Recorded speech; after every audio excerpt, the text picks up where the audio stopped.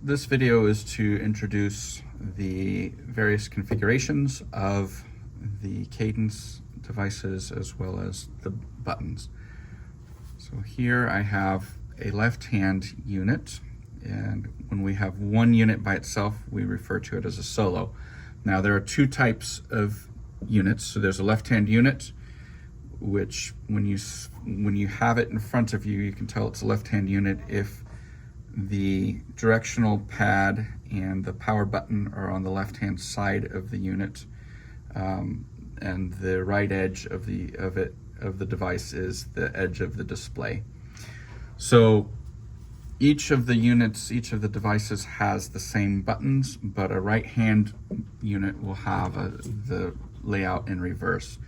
So again, we have on the edge of the device, there is a USB-C port and the power button.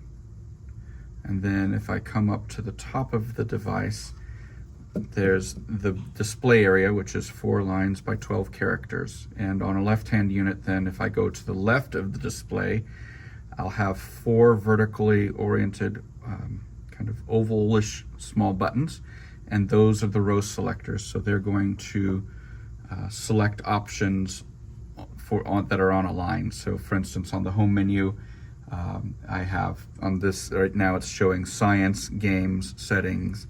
And if I wanted to select science menu, for instance, I would hit the row selector to the left of that row. To the left of the row selector buttons, I have what we refer to as a D-pad.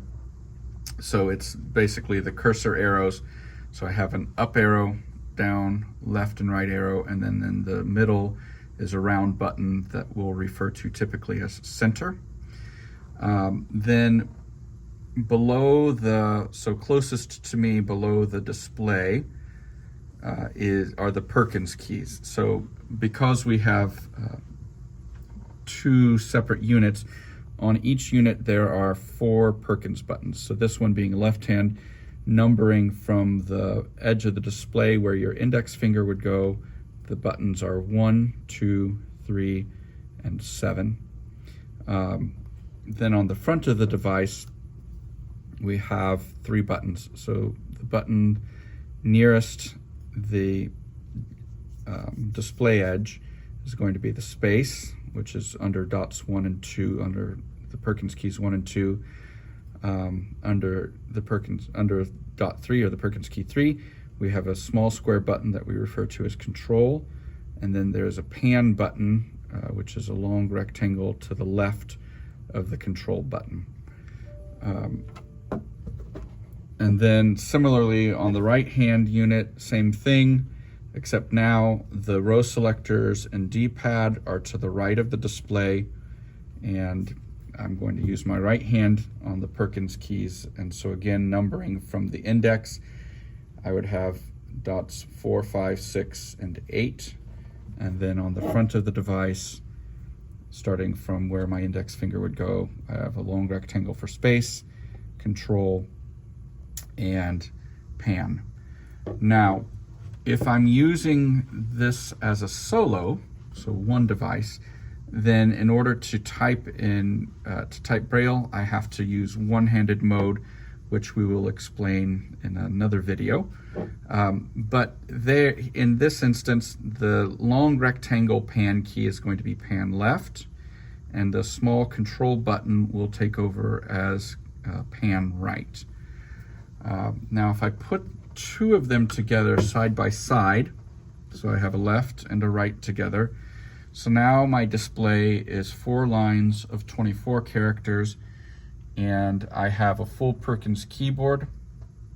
And then now I have duplicate keys. So I have row selectors on both sides of the display and a D-pad on the ends of each end of the display. And again, on the front, I have 2 space bars in the center. To the outside of those are my control buttons, which are going to do the space bars, and the controls are duplicates of each other. And then to the outside of those, now on the left end is pan left, and on the right end is pan right. And each of those buttons does different things depending upon what app we're in. Now I'm going to type like I normally would with a Perkins keyboard. So I've got my left hand on the left device and my right hand on the right device. And so now my left little finger will be on dot 7, my right little finger will be on dot 8. Similarly, my left index is on dot 1 and my right index is on dot 4. And again, dot 7, as on most Braille displays, will act as a backspace or delete key, and dot 8 will act as an enter key.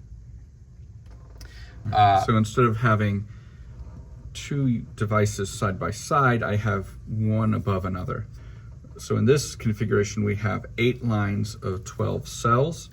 And this is useful if you're viewing something that is more square in nature, an image that's square, more of a square aspect.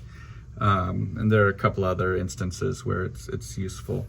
Again, here you're going to function as though you have a solo. So the 8 row selectors will work as expected. They'll select the option corresponding to the row, what's on the row to their right. But you're going to have to type in one-handed mode with the 4 Perkins keys. And then we have the corresponding D-pads to the left. And those are the 4 different configurations of the Cadence and their corresponding key assignments. Now for a larger screen, we can put 4 units together in what we will call a quartet. And so now I have 8 lines of 24 cells. And because it's modular, we now have 4 D-pads, 2 on the left and 2 on the right. And we have 8 row selectors, one corresponding to each row. And then we have Perkins keys on the bottom, as well as Perkins keys above the display. And if 2 people were sitting at a table facing each other, then both could use the Perkins. Now it will only it will type the Braille oriented for the person who is at the bottom using the bottom display or bottom set of Perkins keys, but the person across from them can type using the Perkins keys at the top. And again, the keys are all going to do the same thing, or defined as they were before on the wide duet. So we have now 2 space bars, 2 controls, and pan left, pan right on the bottom edge, and then those are going to be reversed on the top. So 2 space bars, and then controls, and pan left, pan left and pan right.